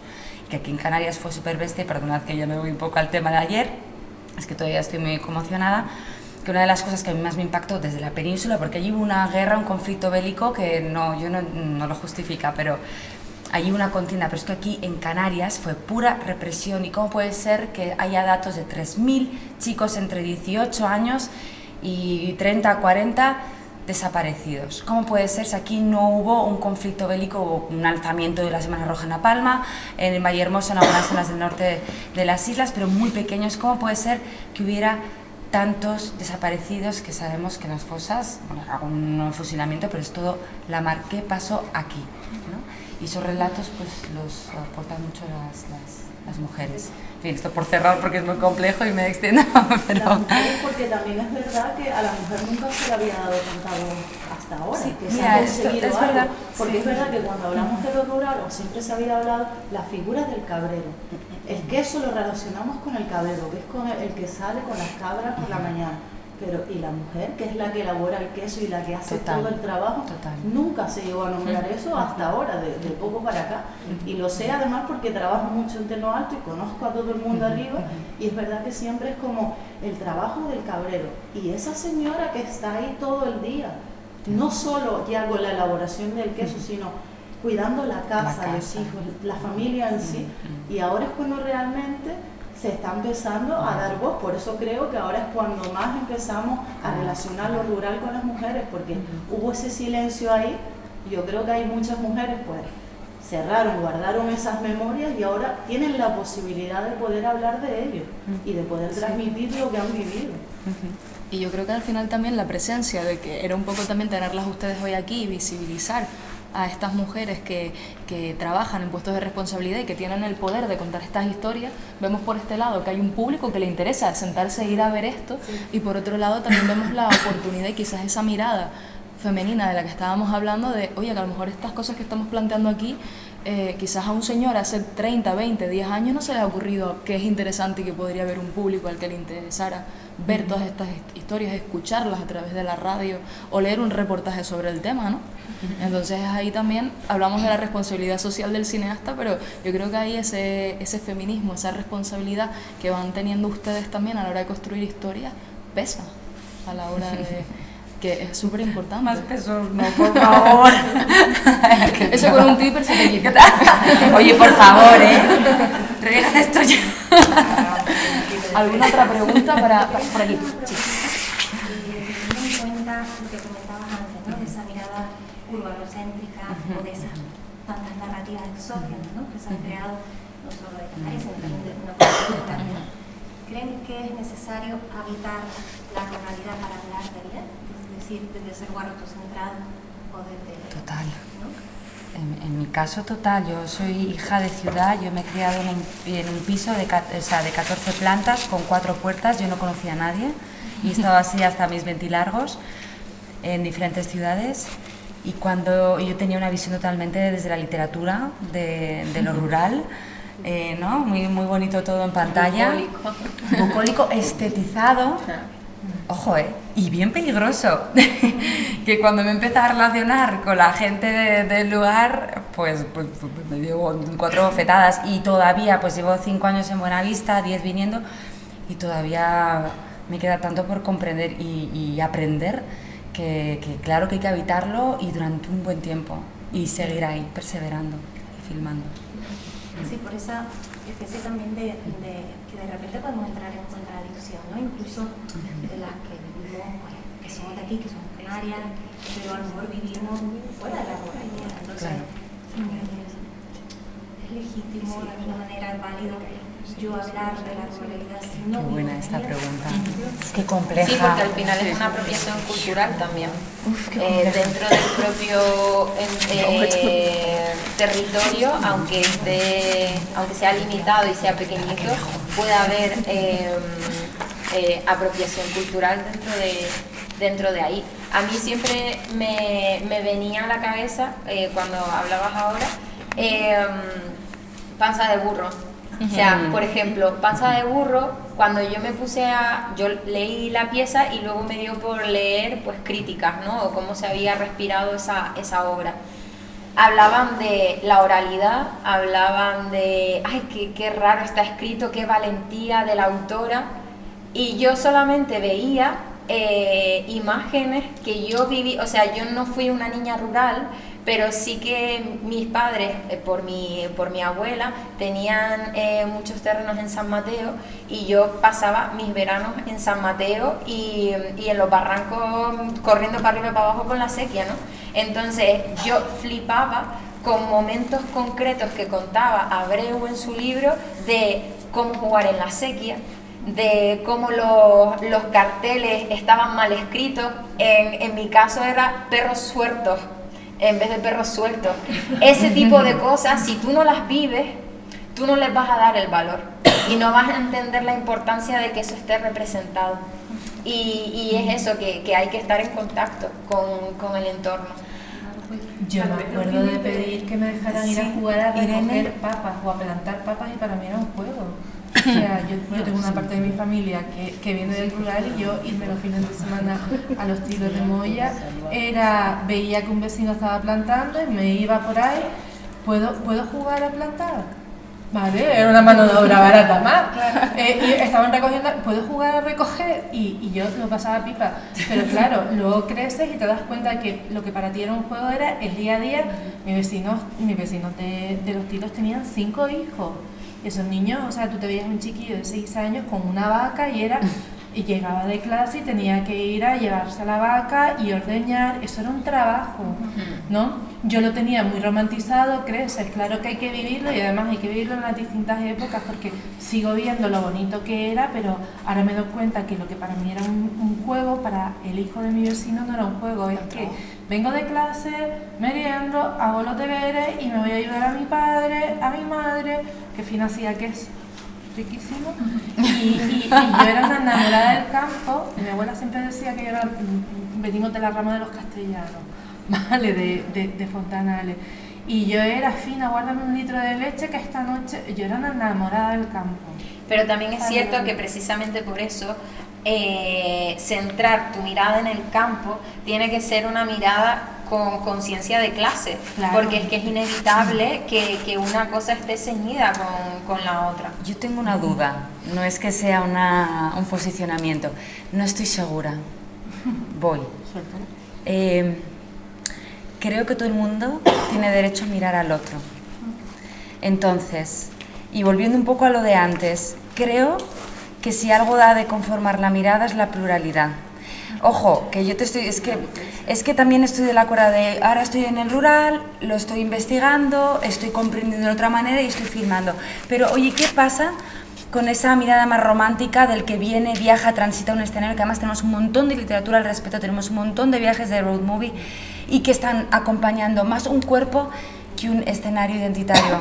Es que no tengo dudas. Y esto también es peligroso porque el problema muchas veces, yo trabajo en Miradas Doc, como saben, y lo comenté antes, nos viene un montón de películas de autorías que están filmando los continentes, o sea, los países en África, ¿no? Senegal, Es que, claro, y además son países que provienen de una historia de que han sido los colonizadores.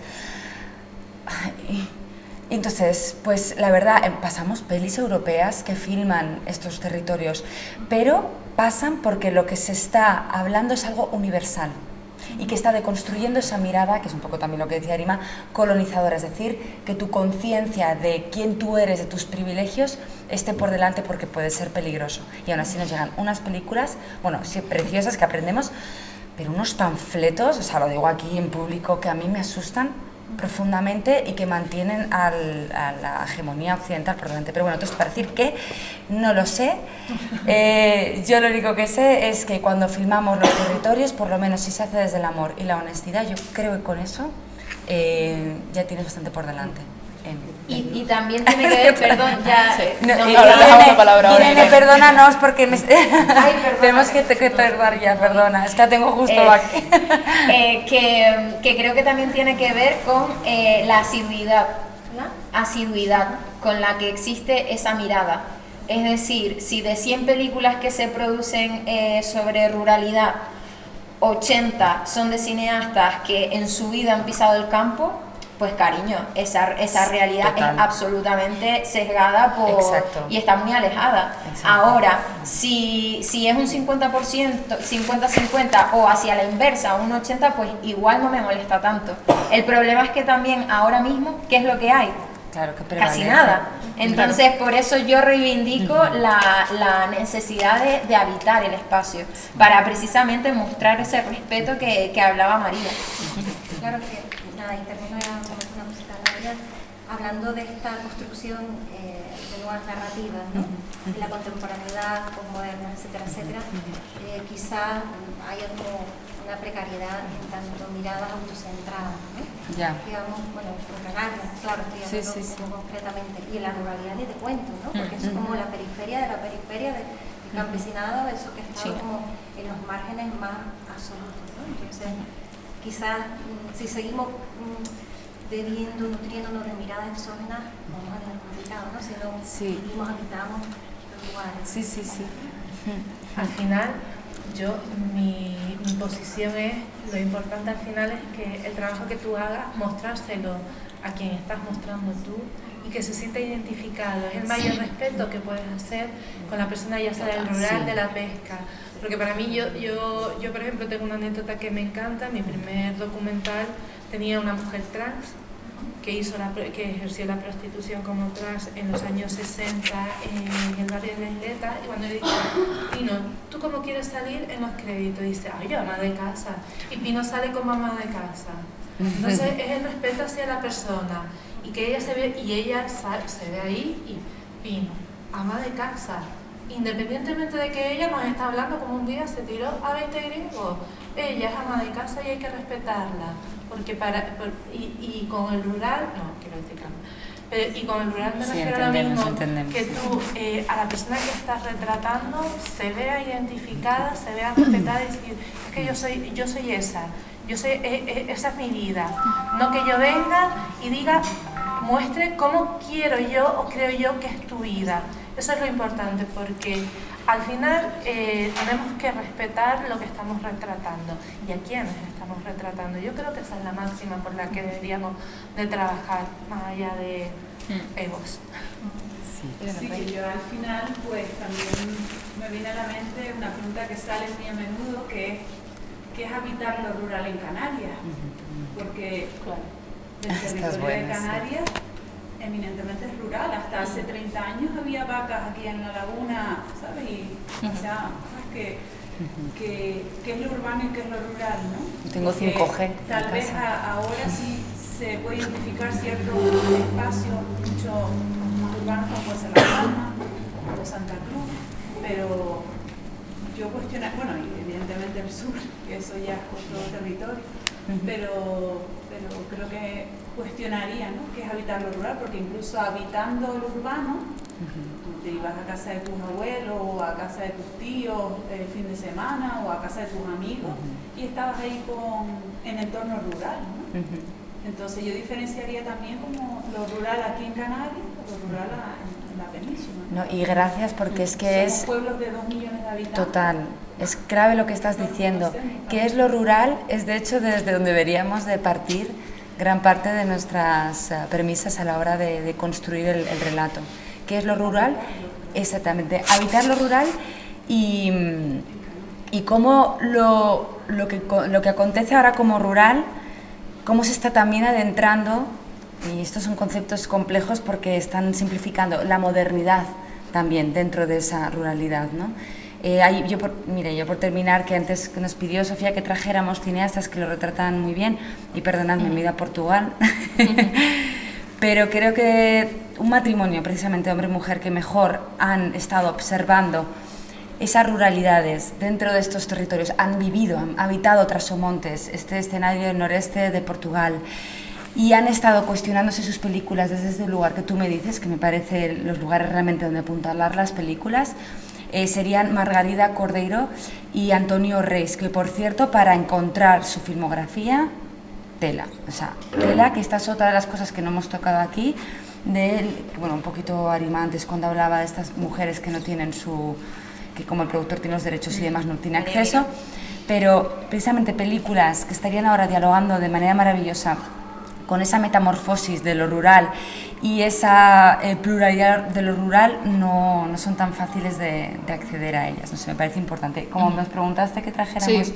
era un poco por ir concluyendo el coloquio, les había pedido a las tres que nos trajeran algún ejemplo para llevarnos no solamente los cortos que vamos a ver a continuación dentro de un ratito, sino que además también llevarnos algún nombre, algún otro nombre, alguna otra filmografía que seguir. Sí, seguro que hay un montón. Y también algún título que, oye, pues luego en casa pues podamos ver y seguir configurando pues ese imaginario sociocultural, que si quieren podemos empezar con eso y cerramos. No sé si hay alguna otra pregunta, no se queden sin preguntar. Sí, por eso como llevamos justitos de tiempo, pues si les parece empiezo contigo María, Rita y terminamos con Ana. Tengo aquí preferencia al lado. Vale, pues bueno, yo he dicho, hay 2 películas para mí que son clave, que justamente trabajan este tema que comentaba la compañera, que una se titula Ana y la otra Trasomontes. pero Ana en concreto es la que más, es una chica joven con su abuela está a punto de fallecer y le está heredando ese universo de lo rural a ella, que es otra generación completamente diferente. Esa película es una belleza, es una cosa. Ahora hay que verla en el cine y no en casa, porque es que no tiene nada que ver la relación con las imágenes desde la pantalla grande y con la gente, y más aún verla incluso en un contexto rural. Y luego pues bueno, paso y si no soy tipo para repetir. A mí una película, es que el año pasado hicimos una retrospectiva. Ostras, perdón, me está saliendo el oficio. El año pasado programamos en Mirada Stock a Claire Simon, una cineasta francesa que la verdad que nos gusta mucho su discurso, y una película que pasamos que se titula Mimi, y que también va un poquito en relación. Voy a decir esas porque ahora que lo has sacado. Mimi es una mujer en realidad de descendencia de judíos del Holocausto que huyen a esta zona de Francia. Ella al final habita ese rural, ellos venían en realidad de Nice, de la ciudad. Acaba habitando este escenario, Claire Simon va allí y la filma, y es una mujer además no solo que está huyendo de la historia pasada y de todo el borrado que se le ha hecho, sino que además es lesbiana. La peli está filmada en... Es que están... Ay, no me atrevo a decir el año, pero es bien más viejuna. Yo creo que será los 70 puede ser, pero creo que me estoy confundiendo. Y justamente en esta película, aparte de reflexionar quién es esta mujer por parte de Claire Simon, qué hace aquí, su historia, su biografía, es una mujer que va con chupa de cuero, con un código de ciudad, y que empieza a habitar lo rural, y cómo todo lo de alrededor de ella empieza también a transformarla, a cuestionarla, y también a transformar a los de alrededor, que esto es al final las sinergias que pasan entre los humanos.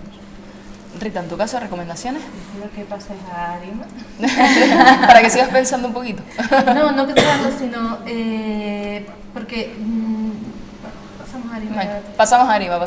Yo justo esta semana vi una que estéticamente y en cuanto a lo que nos concierne aquí, que es la representación de la ruralidad, creo que está muy bien, es Secaderos de Rocío Mesa, que estuvo hace muy poco, bueno, estuvo el año pasado en el Festival de San Sebastián, en el New Directors, y aunque sí es cierto que a mí la película a nivel dramático no me encajó, sí creo que visualmente es una reflexión súper interesante y que trabaja muy bien desde el esteticismo una identidad local muy concreta, que son los secaderos de tabaco, que yo por ejemplo desconocía cómo era el funcionamiento, y evidentemente pues ahora la más mainstream, que es Carla Simón, ¿no? Con Alcarrás, con Verano 1993, creo que ella nos ha abierto la veda a muchas personas que ya llevábamos trabajando lo rural desde hacía tiempo, y ha hecho una identidad local mainstream, y creo que eso también es algo de alabar. Total. Yo no soy tan buena explicando como mis compañeras, ya son creativas, yo no. Yo sí había pensado en el secadero, porque además últimamente me he topado un poco